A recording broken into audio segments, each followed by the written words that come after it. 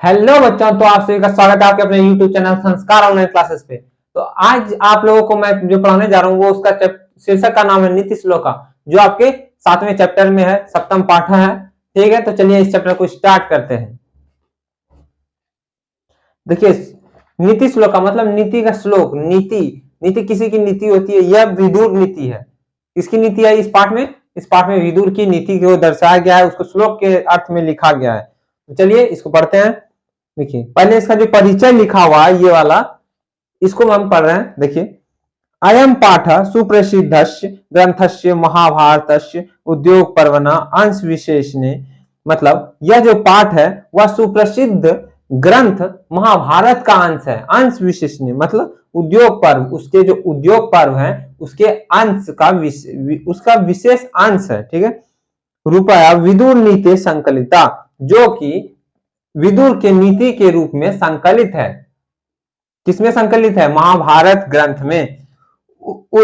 युद्धम आसन्नम प्राप्ये धृतराष्ट्रो मंत्री प्रवरम, मतलब युद्ध को नजदीक देख करके धृतराष्ट्र कौन था? दुर्योधन का पिता। धृतराष्ट्र ने अपने मंत्री में प्रवर, मतलब मंत्रियों में उच्च जो थे विदुरम स्वचित्तस्य शांतये, अपने चित्त की शांति के लिए कंसित प्रश्नान नीति विषयकान पृच्छति, मतलब कि दुर्योधन का जो पिता था धृतराष्ट्र, उसने युद्ध को नजदीक देख करके, महाभारत का जो युद्ध हुआ था उसको नजदीक देख करके अपने मंत्रियों में जो श्रेष्ठ थे विदुर, उसको अपने पास बुलाया और उससे कुछ अपने चित्त की शांति, मतलब अपने मन की शांति के लिए उससे कुछ प्रश्न पूछे, जिसे विदुर नीति के रूप में इस चैप्टर में दर्शाया गया है। नीति विषयक प्रश्न पूछे थे। कैसे प्रश्न आप लोग को ऑब्जेक्टिव में पूछ सकते हैं? कैसा प्रश्न पूछा था? नीति विषयक प्रश्न पूछा था। तेसाम समुचित उत्तरम विदुरो ददाति, जिसका समुचित उत्तर, उचित उत्तर जो है उसे विदुर ने दिया। किसको दिया? धृतराष्ट्र को दिया। तद प्रश्नो उत्तरम ग्रंथरत्नम विदुर नीति, जो कि तदैव वह प्रश्न उत्तर जो है वह ग्रंथों में रत्न के रूप में विदुर नीति है। यम अभी भागवत गीता एव, मतलब यह जो है भागवत गीता की तरह ही, जैसे भागवत गीता हमारा बहुत बड़ा वो है, ग्रंथ है, उसी तरह महाभारत भी एक स्वतंत्र ग्रंथ है। कैसा ग्रंथ है? स्वतंत्र ग्रंथ रूपा, मतलब स्वतंत्र ग्रंथ है। पहले श्लोक को पढ़ते हैं हम लोग।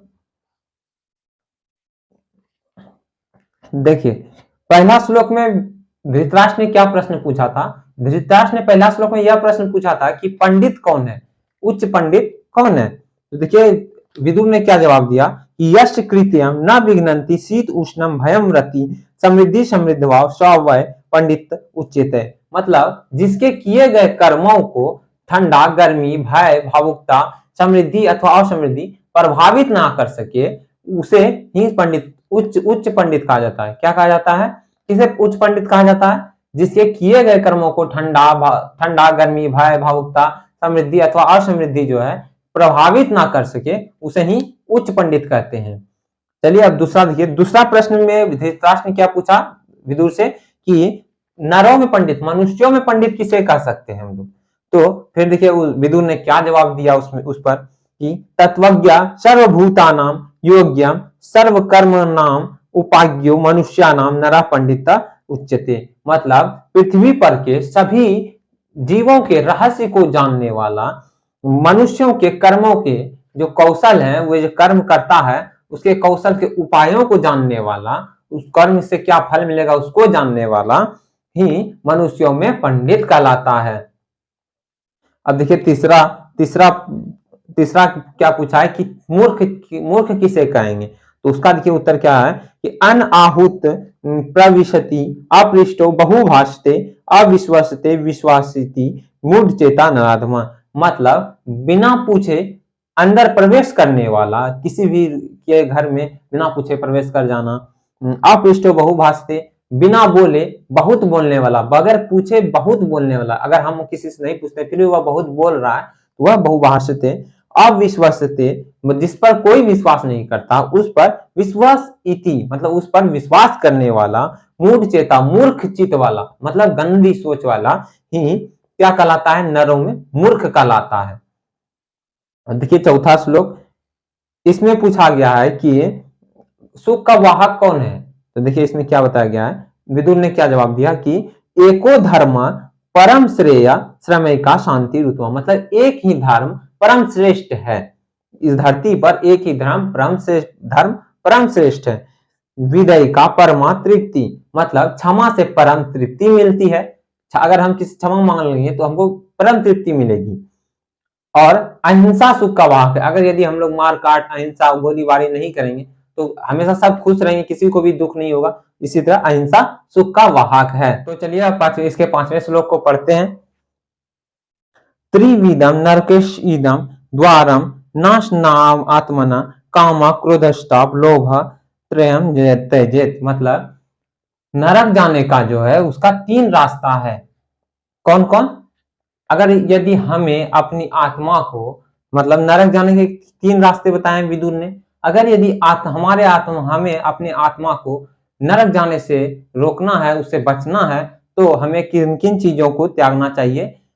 देखिए मतलब आलस्य को त्याग देना चाहिए, क्रोध को त्याग देना चाहिए और लोभ को त्याग देना चाहिए। हमें अपने आप के अपने अंदर से आलस्य, लोभ और क्रोध को त्याग देना चाहिए। अब चलिए 6ठे श्लोक को पढ़ते हैं। षड दोषा पुरुषेन हतव्या भूमित इच्छा निंद्रा तंद्रा भयम क्रोधम आलस्यम दीर्घ सूत्रता, मतलब षड दोषा, अगर यदि हम लोग 6 दोषों को त्याग देंगे तो हमें जो है स्वर्ग की प्राप्ति होगी, अपने मंजिल की प्राप्ति हो सकती है। देखिए वह 6 चीज कौन कौन से हैं। देखिए पहला निंद्रा, मतलब नींद है, अधिक नींद। तंद्रा मतलब कि झपकी जो हम लोग का आती है, आलस्य, उसको बोलते हैं। भयम क्रोधम, भय है, क्रोध है, जिससे मतलब कि हम लोग अगर क्रोध को, भय को, निंद्रा को, तंद्रा को, आलस्य को और दीर्घ सूत्रता, देरी से काम करने की आदत को अगर यदि अपने अंदर से त्याग दे, अपने से दूर कर दें, इन सबों से दूर रहें, तो हमें स्वर्ग की प्राप्ति होगी, अपने मंजिल की प्राप्ति होगी। अब चलिए 7वें श्लोक को पढ़ते हैं। सत्येन रक्षते धर्मो, मतलब सत्य से धर्म की रक्षा होती है। विद्या योगेन रक्षते, विद्या से योग की रक्षा होती है। मृज्या रक्षते रूपम, मतलब कि मृज्या रक्षते रूपम, मतलब कि स्वच्छता से, मृज्या मतलब स्वच्छता से रूप की रक्षा होती है। और कुलम वृतेन रक्षते, और चरित्र से कुल की रक्षा होती है। तो देखिए फिर से हम 7वें श्लोक को पढ़ रहे हैं कि सत्य से किसकी रक्षा होती है? धर्म की रक्षा होती है। आप लोग को ऑब्जेक्टिव में पूछा जा सकता है कि सत्य से किसकी रक्षा होती है, योग से किसकी रक्षा होती है। देखिए तो क्या बोलिएगा? सत्य से धर्म की रक्षा होती है। सत्येन रक्षते धर्मो, सत्य से धर्म की रक्षा होती है। विद्या योगेन रक्षते, योग से विद्या की रक्षा होती है। मृज्या रक्षते रूपम, और स्वच्छता से रूप की रक्षा होती है। तथा कुलम वृतेन रक्षते, और चरित्र से कुल की रक्षा होती है। अब हम लोग 8वें श्लोक को पढ़ेंगे। चलिए, सुलभा पुरुषा राजना सततम प्रियवादिना अप्रियस्य तु पथ्यस्य वक्ता श्रोता च दुर्लभ, मतलब अशुभ, मतलब कि अप्रिय बोलने वाले व्यक्ति जो हैं हमें हर जगह मिल जाते हैं, लेकिन प्रिय बोलने वाले, सत्य बोलने वाले, वक्ता और श्रोता, सत्य को सुनने वाले और बोलने वाले, दोनों की संख्या बहुत कम है, दुर्लभ है। चलिए इस 8वें श्लोक को हम पूरा अर्थ में एक बार बोल देते हैं कि हे राजन, अप्रिय बोलने वाले जो हैं वे आसानी से हर जगह मिल जाते हैं, परंतु प्रिय बोलने वाले और सत्य बोलने वाले, वक्ता और श्रोता, मतलब सत्य बोलने वाले और सुनने वाले, दोनों की संख्या बहुत कम है। वे हमें शायद ही कहीं कहीं मिलते हैं। श्लोक को, मतलब 9वां श्लोक को पढ़ते हैं, 9 नंबर वाले श्लोक को। पूजनीया महाभागा पुनश्च गृधिपति, मतलब स्त्रियां जो है वह पूजनीय होती है, वह हमेशा घर की उन्नति चाहती है, उन्नति करती है। स्त्रियों, गृहस्थियों, वक्ता, समाध्यक्षा, सुरक्षा विशेषता, इसलिए स्त्रियों और लक्ष्मी की विशेष, घर में विशेष सुरक्षा होनी चाहिए। घर में क्या, हर जगह पे विशेष सुरक्षा होनी चाहिए। अब देखिए 10वें श्लोक को पढ़ते हैं, जो आपका आखिरी श्लोक है, उसको पढ़ते हैं। आकृति विन्यो हंति अनर्थ्य पराक्रम, मतलब कि इसका क्या अर्थ हुआ कि विनम्रता से अपयश का नाश होता है, और अनर्थ पराक्रम, और पराक्रम से अनर्थ का नाश होता है। हंति नित्यम क्षमा और क्षमा से क्रोध का नाश होता है तथा आचरण से, अच्छे आचरण से कुलक्षण का नाश होता है। क्या देखिए फिर से आप लोग को 10वां श्लोक देख लीजिए कि विनम्रता से, विनम्रता अगर यदि हम लोग रखेंगे तो अपयश का नाश हो जाएगा, जलनशील का नाश हो जाएगा, जिससे अगर कोई किसी से जलता है तो उसको अगर यदि विनम्रता अपने अंदर रख लिया तो उधर से जलना बंद कर देता है। अनर्थ, पराक्रम से, अगर यदि हम लोग पराक्रमी होंगे, अच्छे से मेहनत करेंगे और सत्य वचन बोलेंगे तो अनर्थ का नाश होगा, अनर्थ होगा ही नहीं। और हंति नित्यम क्षमा, अगर हम किसी को क्षमा कर देंगे तो उससे उसका क्रोध का नाश होगा।